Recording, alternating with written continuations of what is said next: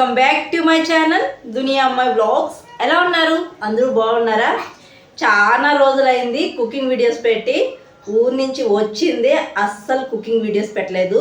అలాగే ఊరి నుంచి వచ్చిన తర్వాత ఇక్కడ వ్లాగ్స్, ఇంకా తర్వాత మా తమ్ముడు వచ్చిన వ్లాగ్స్ ఇలా పెడుతూ ఉన్నాను. డైలీ వ్లాగ్స్ కదా, కుకింగ్ వీడియోస్ అయితే అస్సలు పెట్టలేదు. ఊరి నుంచి వచ్చిన తర్వాత ఇప్పుడు కుకింగ్ వీడియో అయితే పెడుతున్నాను. ఇంక ఈ రోజైతే ఇంకా వెజ్ అయినా నాన్ వెజ్ అయినా తినే వాళ్ళకి ఒక మంచి లంచ్ రెసిపీస్ అయితే పెడుతున్నాను. ఎందుకంటే ఇంతవరకు నేను ఈ రెసిపీస్ చేయలేదు మన ఛానల్లో, అందుకే ఈరోజు అయితే చేస్తున్నాను. మా హస్బెండ్ కూడా 2 days నుంచి అడుగుతున్నారు చేయమని చెప్పేసి, ఇంక అందుకే ఈరోజైతే చేసేస్తున్నాను. ఇంతటికి నేను ఏం చేస్తున్నాను తెలుసా? దాల్చా చేస్తున్నాను. వెజిటేబుల్ దాల్చా అయితే చేస్తున్నాను. చాలా బాగుంటుంది vegetable dalcha. Biryani లేకైనా, కుష్కా లేకైనా, vegetable rice లేకైనా, bagara rice లేకైనా, ఇలా అన్ని రైస్ లేకి, వైట్ రైస్ లేకి కూడా చాలా బాగుంటుంది. చపాతీ లేకి కూడా చాలా బాగుంటుంది. అలాంటి దాల్చా నా స్టైల్లో నేను ఎలా చేస్తాననేది ఈ వీడియోలో చూపిస్తున్నాను. వెజిటేబుల్ దాల్చా చేస్తే సరిపోతుందా? దాంట్లోకి కాంబినేషన్గా రైస్ కూడా చేయాలి కదా. ఇంతటికి నేను ఏం చేస్తున్నాను అనుకుంటున్నారా? డబుల్ మసాలా వేసి ఒక మంచి ఆలు పులావ్ అయితే చేస్తున్నాను. చాలా బాగుంటుంది ఈ పులావు. డబుల్ మసాలా వేసి చేస్తున్నాను, చాలా బాగుంటుంది. నేనైతే యూట్యూబ్లో ఇంతవరకు చేసి పెట్టలేదు, ఇదే చేసి పెడుతున్నాను. చాలా బాగుంటుంది వెజ్ దాల్చా. దానికి కాంబినేషన్గా ఆలు పులావ్ సూపర్ కాంబినేషను. వెజ్ తినే వాళ్ళైనా నాన్ వెజ్ తినే వాళ్ళైనా హ్యాపీగా లంచ్ లెక్ చేసుకొని తినేయచ్చు. చాలా బాగుంటుంది. ఇంకెందుకు ఆలస్యం, రెసిపీ చూసే ముందు వీడియోకి మాత్రం ఒక లైక్ చేయండి. ఈ వీడియోకి నేను 15 likes అయినా ఎక్స్పెక్ట్ చేస్తున్నాను. అలాగే కొత్తగా చూసే వాళ్ళు మన ఛానల్ని సపోర్ట్ చేసి సబ్స్క్రైబ్ చేయండి. ఇంకెందుకు ఆలస్యం, ఈ రెసిపీస్ నేను ఎలా చేస్తాననేది వీడియో చూసేయండి. ఇంకా వెజ్ దాల్చాకి సొరకాయ, నేను వంకాయలు అయితే తీసుకున్నానండి. సొరకాయ వేస్ట్ చేస్తే చాలా బాగుంటుంది వెజ్ దాల్చా. ఇంకా వంకాయలు అయితే నేను ఒక 3 వంకాయలు వేస్తున్నాను. ఇంకా దాల్చా చేసుకోవాలంటే ముందుగా శనగపప్పు అయితే తీసుకోవాలండి. మనం దాల్చా అంటేనే శనగపప్పే వేయాలి, సాంబార్ అంటే కందిపప్పు వేయాలి. ఈ దాల్చాకి శనగపప్పుని బాగా కడిగి ఒక 1/2 hour బాగా నానబెట్టుకోవాలండి. 1/2 hour నానబెట్టుకొని తర్వాత విజిల్స్ పెట్టుకునేయాలి. నేను కుక్కర్లోనే నానబెట్టుకొని విజిల్స్ అయితే పెట్టుకునేస్తున్నాను. ఒక 3-4 విజిల్స్ పెట్టుకుంటే ఉడికిపోతుంది. ఈ లోపల మనము దాల్చాకి అన్నీ కట్ చేసి పెట్టుకోవాలి. సొరకాయ కూడా కట్ చేసి పెట్టుకునేసాను. వంకాయలు కూడా కట్ చేసి ఉప్పు నీళ్ళు అయితే వేసుకునేసాను. సొరకాయని ఈ విధంగా ముక్కలుగా కట్ చేసి పక్కనైతే పెట్టుకోవాలి. తర్వాత చింతపండు నానబెట్టుకోవాలండి. ఒక నిమ్మకాయ అంత సైజు చింతపండు నానబెట్టుకోవాలి. ఇవన్నీ కట్ చేసుకునే లోపల మనకు పప్పు కూడా ఉడికిపోతుంది. పప్పు ఈ విధంగా మెత్తగా ఉడికించుకోవాలండి. ఇప్పుడు పప్పు గుత్తో బాగా మ్యాష్ చేసుకోవాలి, లేకపోతే మిక్సీ జార్లో వేసుకొని మిక్సీ పట్టించుకునేయచ్చు. నేను పప్పు గుత్తో మ్యాష్ చేసి పెట్టుకొని పక్కన పెట్టుకునేసాను. ఇప్పుడు దాల్చా చేసుకుందాం. మనము స్టవ్ పైన బాండి పెట్టుకొని ఆయిల్ వేసుకుంటున్నాను. ఆయిల్ కొద్ది ఎక్కువే పడుతుంది. ఆయిల్ హీట్ అయిన తర్వాత పచ్చిమిర్చి వేసుకున్నాను. పచ్చిమిర్చి తర్వాత సన్నగా కట్ చేసిన ఆనియన్స్ వేసుకొని నేను గరం మసాలాలు వేసుకుంటున్నాను. ఎక్కువ వేసుకోవటం లేదు. చెక్క, లవంగం, ఇలాచి ఇవే వేసుకున్నాను. వేసుకొని ఆనియన్స్ ఇలా లైట్ గోల్డెన్ కలర్ వచ్చిన తర్వాత అల్లం వెల్లుల్లి పేస్ట్ వేసి పచ్చివాసన పోయేదాకా వేయించుకునేయాలి.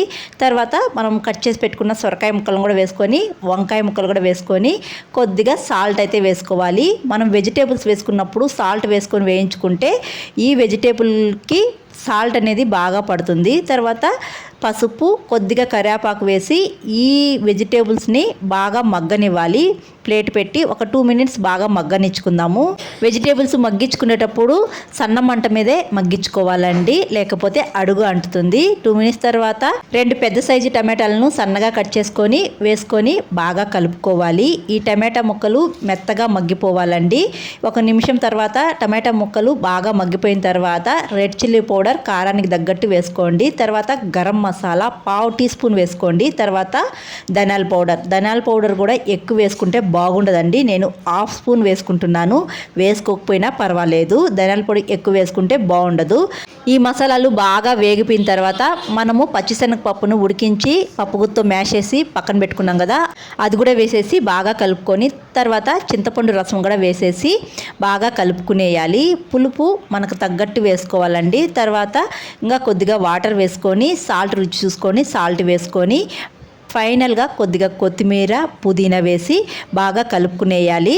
దాల్చా ఉడికేటప్పుడు కొద్దిగా పల్చగానే ఉండాలండి. వెజిటేబుల్స్ ఉడకాలి కాబట్టి కొద్దిగా పల్చగా ఉండాలి. మనకు వంకాయ ముక్కలు ఈ సొరకాయ ముక్కలు ఉడికిపోతే మనకు దాల్చా అయిపోయినట్టే. ఇప్పుడు ఈ దాల్చాని మరొక స్టవ్ పైకి మార్చుకుందాము. ఈ స్టవ్ పైన అయితే మనం ఇప్పుడు ఆలూ పులావ్ అయితే చేసేద్దాము. ముందు ఆలూ పులావ్ చేయడానికి స్టవ్ పైన బాండి పెట్టుకొని కొద్దిగా ఆయిల్ వేసుకొని పచ్చిమిర్చి తర్వాత టమాటాలు కొద్దిగా వేసుకొని తర్వాత కొత్తిమీర పుదీనా కూడా వేసుకొని బాగా వేయించుకునేయాలి. టమాటాలు మెత్తగా మగ్గిపోవాలి. ఈ టమాటాలు మెత్తగా మగ్గిపోయిన తర్వాత స్టవ్ ఆఫ్ చేసుకొని చల్లారిపోయిన తర్వాత దీన్ని అయితే మిక్సీ పట్టించుకునేయాలి. వీలైతే మీ దగ్గర కాజు పప్పులు ఉంటే కూడా ఒక 4 పప్పులు వేసుకోండి, చాలా బాగుంటుంది. నా దగ్గర లేదు అందుకే వేయలేదు. తర్వాత ఆలూని అయితే ఇలా కట్ చేసి పెట్టుకునేసానండి. కొద్ది పెద్ద సైజులోనే కట్ చేసి పెట్టుకున్నాను ఆలూను.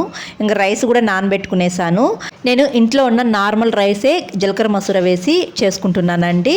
తర్వాత ఇప్పుడు ఆలూ పులావ్ అయితే చేసుకునేద్దాము. స్టవ్ పైన బాండి పెట్టుకొని నెయ్యి ఆయిల్ 2 వేసుకున్నానండి. మీకు నెయ్యి వద్దు అనుకుంటే స్కిప్ చేయొచ్చు. తర్వాత గరం మసాలాలు కొద్దిగా పచ్చిమిర్చి ఆనియన్స్ వేసి ఆనియన్స్ లైట్గా మగ్గనివ్వాలి. ఇలా మగ్గిన తర్వాత ఆలు వేసుకునేయాలి.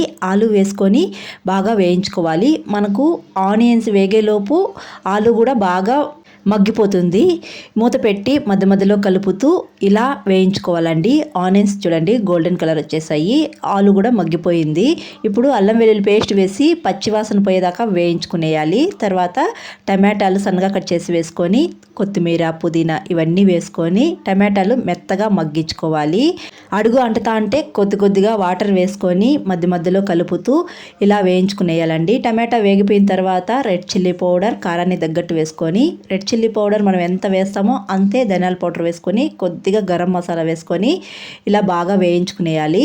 మసాలాలు వేగిపోయిన తర్వాత పెరుగు వేసుకొని తర్వాత మనం ముందుగా టమాటా కొత్తిమీర పుదీనా ఇవన్నీ ఆయిల్లో వేయించి మిక్సీ పట్టించుకున్నాం కదా, ఆ పేస్ట్ కూడా వేసి బాగా వేయించుకునేయాలి. ఈ మసాలాలన్నీ వేగి ఆయిల్ పైకి తేలాలండి.